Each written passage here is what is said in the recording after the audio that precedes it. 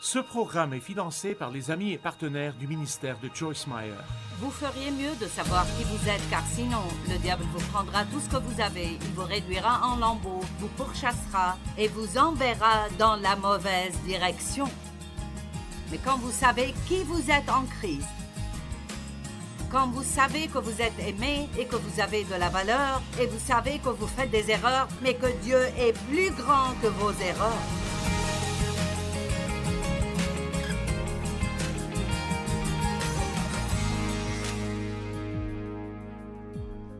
quelle est votre attitude envers vous-même?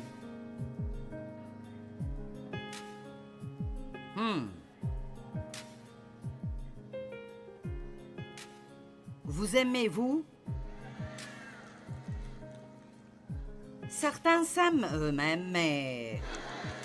Vous savez, j'ai passé de nombreuses années à ne pas m'aimer, et même d'une certaine manière à me haïr moi-même, certainement me rejeter,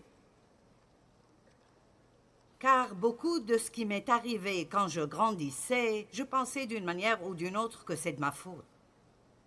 Alors je vais commencer par dire que si quelqu'un vous a maltraité, dévalué, il a abusé de vous a critiqué, vous a jugé, a fait quelque chose qui vous a blessé, son ignorance n'est pas de votre faute.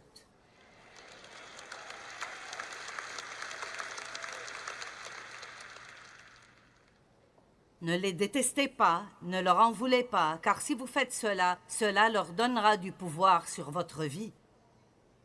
Vous devez simplement comprendre la source, la secouer, la mettre de côté et continuer votre vie. Amen. Et j'ai essayé pendant longtemps d'aimer les gens après être devenue chrétienne et avoir vraiment étudié la parole de Dieu. J'avais entendu beaucoup de messages sur l'amour des gens et j'avais vu de la parole que Dieu voulait que nous aimions les gens et je voulais aimer les gens et je voulais être patiente avec les gens et je voulais être miséricordieuse et je n'arrivais tout simplement pas à le faire. Et c'était tellement frustrant pour moi parce que je voulais faire la bonne chose, mais je n'arrivais tout simplement pas à le faire. Et Dieu a commencé, il y a de nombreuses années, à me révéler que je ne pouvais pas aimer les autres parce que je ne m'aimais pas moi-même. Je ne pouvais pas être clémente envers les autres parce que je ne savais pas comment recevoir la miséricorde de Dieu pour moi-même. Et si vous êtes dur avec vous-même, vous serez dur avec tout le monde. Allez donc. L'une des choses que j'ai apprises au cours de ces 42 années où j'ai eu le privilège d'enseigner la parole de Dieu, c'est que vous ne pouvez pas donner ce que vous n'avez pas.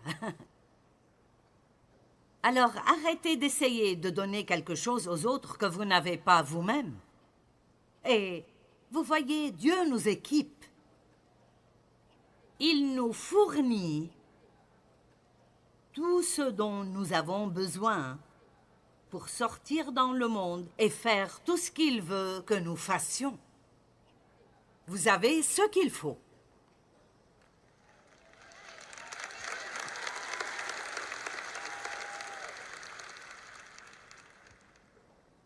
Mais si vous ne le savez pas, alors peu importe ce que vous avez, ça ne vous fera aucun bien. Et si ça ne vous fait aucun bien, alors ça ne pourra pas aller de vous pour faire du bien à quelqu'un d'autre. Et vous m'avez probablement entendu enseigner cela. Mais même si vous l'avez entendu 1000 fois, si le diable peut vous empêcher de vous aimer, il a déjà gagné la bataille dans votre vie.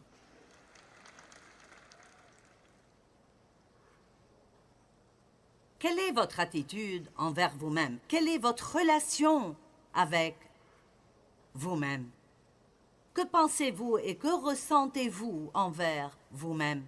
Combien de temps passez-vous à penser à tout ce qui ne va pas, à ce que vous ne pouvez pas et que vous ne faites pas, ce que vous n'avez pas fait et ce que vous auriez dû par rapport à où vous êtes-vous délibérément mis à penser à quels sont vos dons et quels sont vos points forts.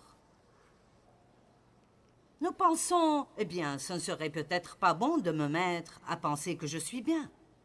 Je ne parle pas de combien vous êtes bon vous-même, je parle de penser à ce que Dieu a fait pour vous, à ce qu'il a investi en vous et à ce qu'il vous a donné.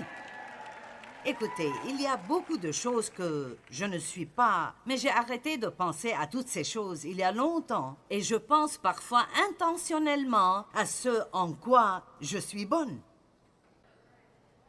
Je communique bien, je suis très fidèle, je suis très engagée, je suis très dévouée et je suis vraiment une travailleuse acharnée. Maintenant, je sais que je suis aussi impatiente. Parfois, je peux m'attendre à un peu plus que ce que les gens peuvent me donner et je peux continuer, mais je ne le veux pas. Parce que je ne vais pas donner le temps au diable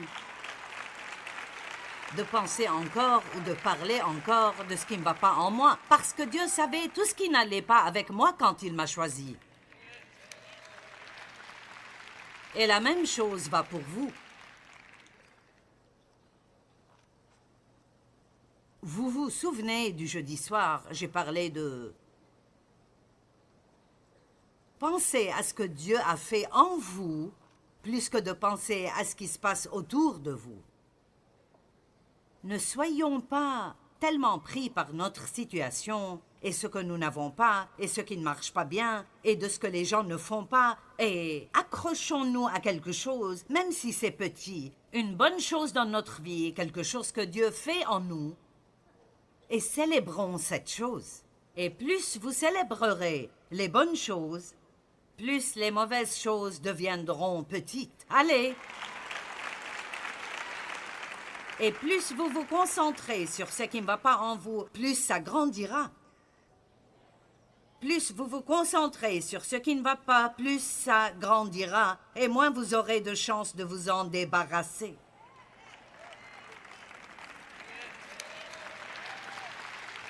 On va dire ça à ce côté de la salle.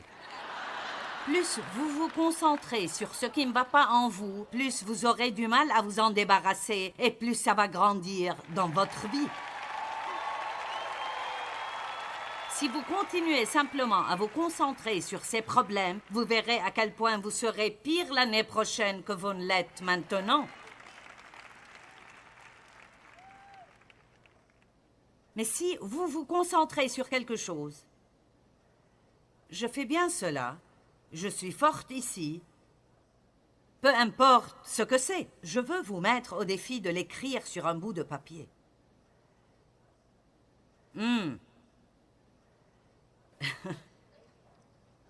Eh bien, c'est une nouvelle pensée. Faire une liste de mes points forts. Faire une liste de ce en quoi je suis bon. Le diable ne veut absolument pas que vous y pensiez, mais il ne veut certainement pas que vous l'écriviez. Mon Dieu, c'est comme un autre élément d'obtenir une révélation. En fait, vous pourriez même avoir un bon type d'amis et vous pourriez simplement dire « Laisse-moi te dire mes points forts ».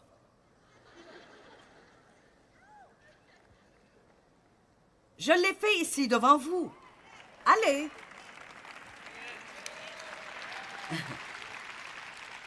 Je veux dire, il faut que ce soit quelqu'un qui vous comprend et sait ce que vous faites, mais c'est bon de le dire. C'est bien de le déclarer. Puis-je vous dire quelque chose? Écoutez-moi bien. Il y a plus de bonnes choses en vous que de mauvaises choses.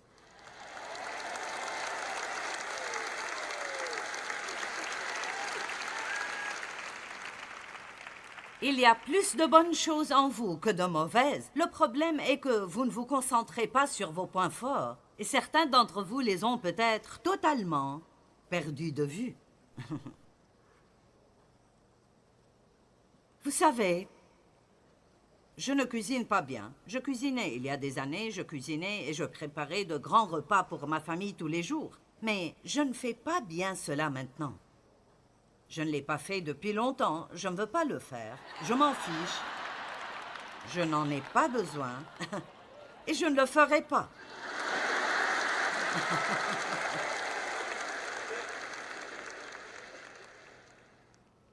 J'ai essayé, il y a de nombreuses années, j'ai essayé de tricoter des vêtements pour ma famille, j'ai fait un short pour mon mari. J'essayais d'être une femme classique. À quel point est-ce ennuyeux d'être classique? Je ne veux pas être classique.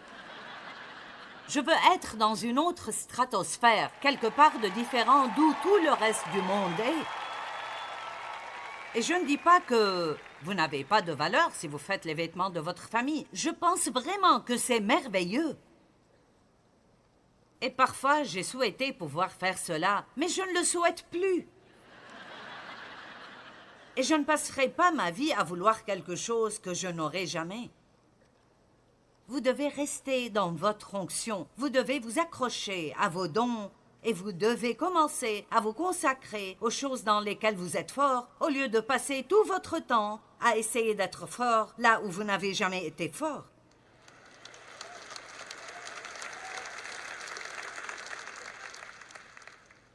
Vous savez, si vous avez besoin de relations d'aide, je ne serai pas la meilleure personne à qui parler.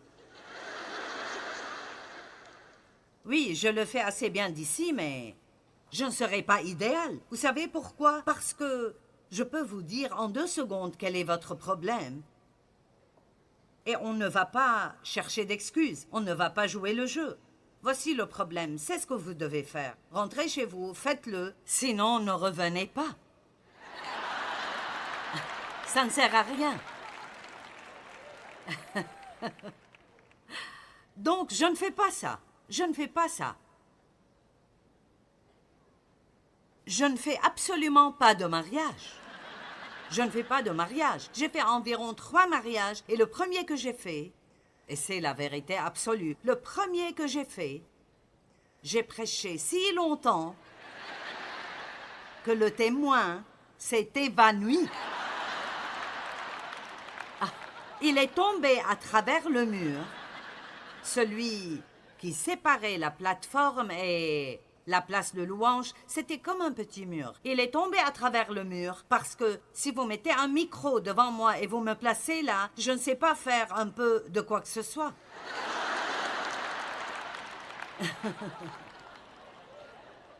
Il s'est évanoui. Je ne savais pas que vous deviez juste marier les gens rapidement. Je pensais que c'était l'occasion de leur dire comment vivre leur vie. Vous savez.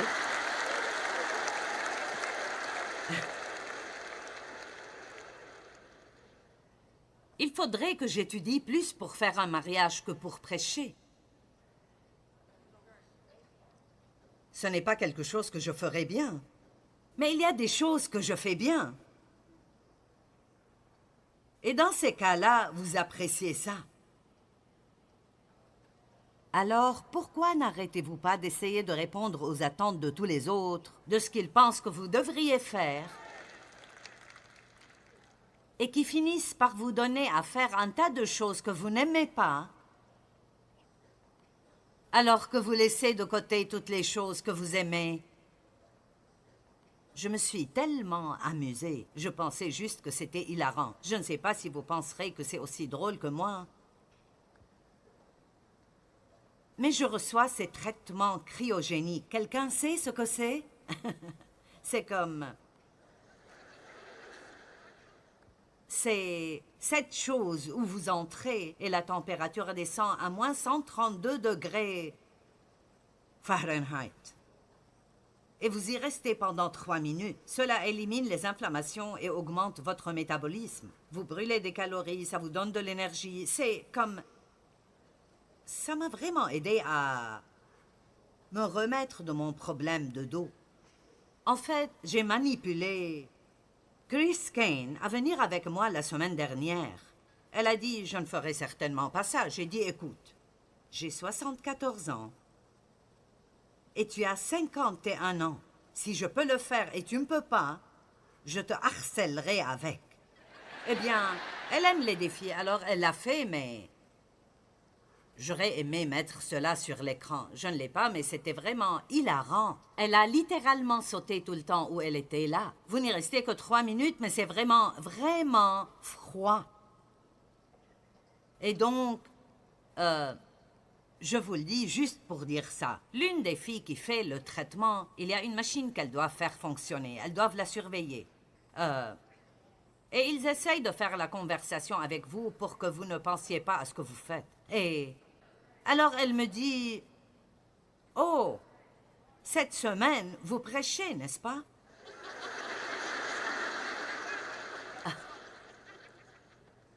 Et j'ai dit, « Oui, c'est vrai, je savais qu'elle n'avait pas la moindre idée. » Et elle a dit, « Eh bien, où est-ce? » Et j'ai dit, « Oh, c'est au Dôme. » Et elle a dit, « Le Dôme? » J'ai dit, « Oui, tu sais, où ils faisaient les matchs de football en ville. » Elle a dit, « Eh bien, c'est un peu grand, n'est-ce pas? »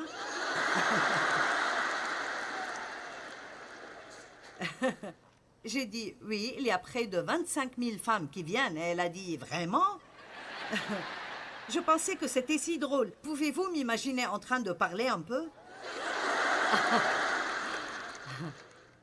C'est juste comme ça n'arrivera pas.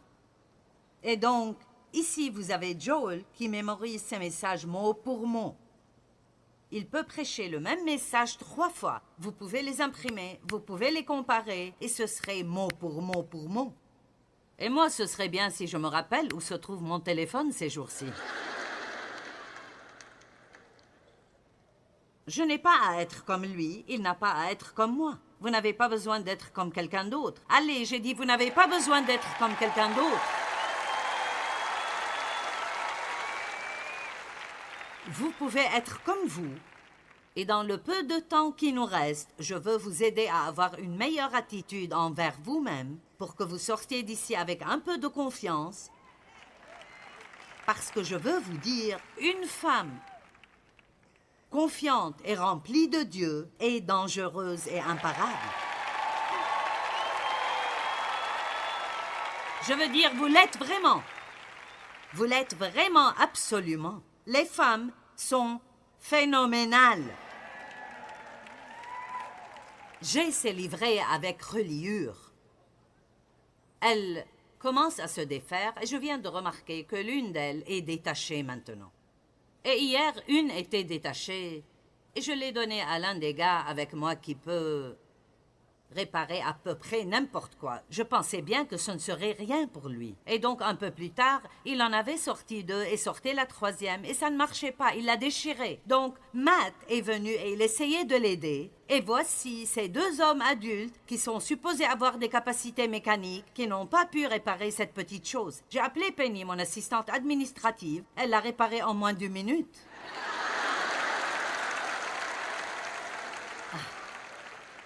Hier, 3 hommes adultes n'ont pas réussi à faire fonctionner l'interrupteur. Il a fallu une armée d'hommes pour allumer un interrupteur.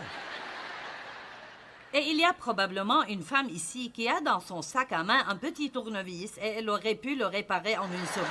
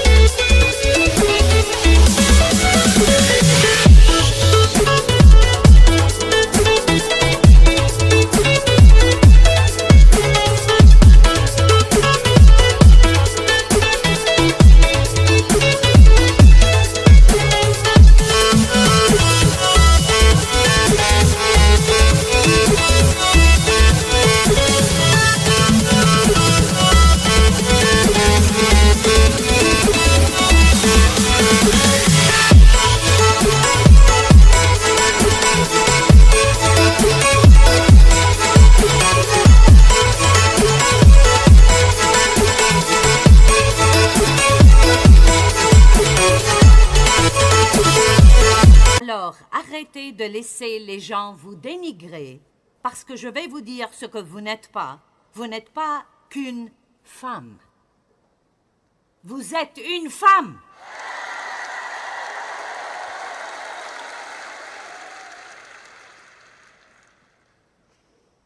Deux des relations les plus importantes que vous avez sont, un, votre relation avec Dieu, deux, votre relation avec vous-même. Si votre relation avec Dieu est juste et votre relation avec vous-même est correcte, vous n'aurez aucun problème avec quiconque. Cela ne signifie pas que les gens ne vous défieront pas parfois ou ne seront pas peut-être difficiles à gérer, mais n'essayez pas de vous entendre avec tous les autres si vous ne pouvez pas vous entendre avec vous-même. Et beaucoup de gens ne s'aiment pas. Ils ne savent même pas que c'est la racine de leurs problèmes. Je n'avais pas réalisé que c'était la raison pour laquelle je ne pouvais vraiment aimer personne. Je ne m'aimais pas moi-même et je ne parle pas d'être amoureux de vous-même. Je parle de vous aimer d'une manière équilibrée. Votre attitude envers vous-même affecte votre relation avec tout le monde. Et bien que la parole de Dieu nous enseigne de ne pas nous accorder plus d'importance qu'il ne le faut, et il ne nous est jamais enseigné d'avoir une opinion dégradante de nous-mêmes. En fait, je pense que c'est impie de faire cela. Nous devrions apprendre à nous voir en Christ, à nous voir comme notre Père céleste nous voit en Christ. Si nous restons enracinés en Christ, Jean 15 dit, « Si vous demeurez en moi et ma parole demeure en vous, vous porterez beaucoup de fruits. » Vous savez pourquoi? Si vous restez en Christ, si vous demeurez en lui, ce que la racine a, et Jésus est appelé la racine, montera dans la vigne et dans les branches.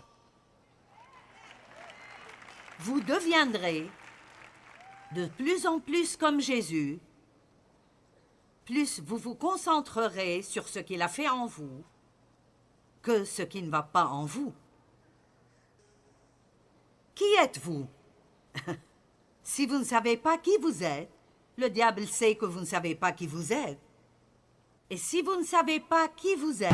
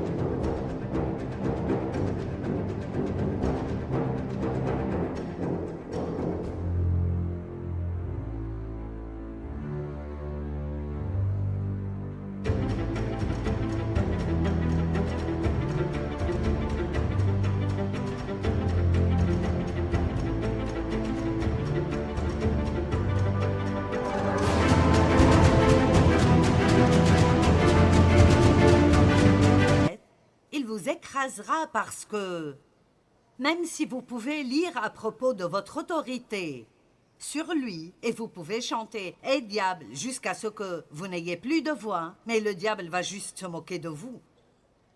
Vous devez savoir qui vous êtes. Vous devez savoir « Je suis la fille de Dieu, il m'aime.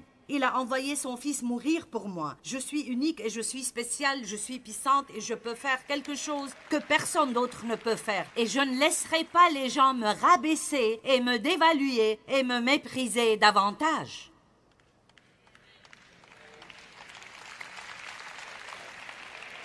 Vous n'êtes pas censé laisser quiconque d'autre n'importe où sur cette planète déterminer votre prix et votre valeur.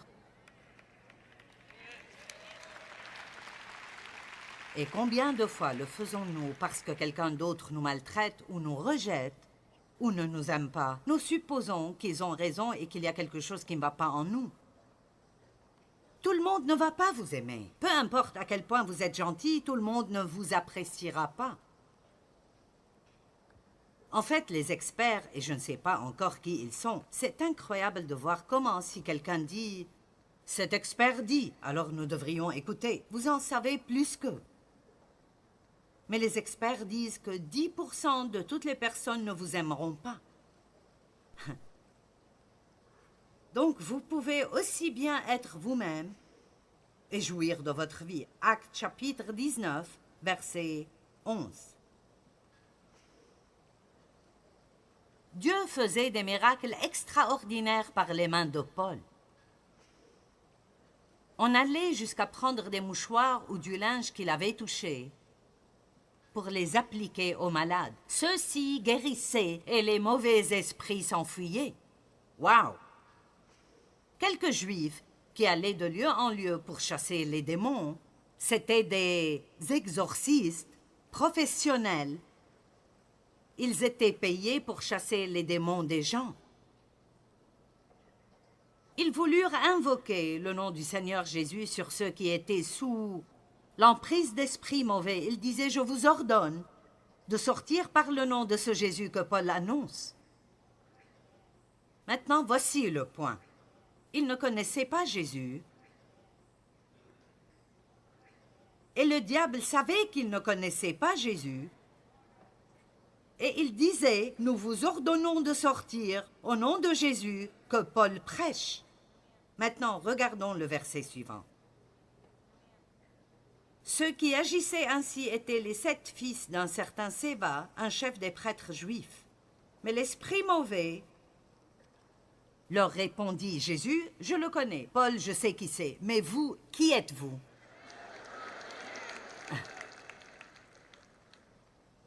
Laissez-moi vous dire. Le diable nous le dit. Qui penses-tu être? Combien de fois dans ma vie pensez-vous que j'ai entendu cela? Surtout au début quand j'essayais de lancer ce ministère. Qui penses-tu être? Tu n'es personne de nulle part. Tu n'as pas assez d'éducation, tu n'as pas les diplômes appropriés, tu n'es pas théologienne. Qui es-tu et qui va t'écouter? Eh bien, écoutez, quand Dieu met le doigt sur vous, quand Dieu met la main sur votre vie, peu importe ce que vous savez ou qui vous connaissez ou ce que vous ne savez pas ou qui vous ne connaissez pas, c'est l'onction de Dieu qui fait toute la différence dans le monde.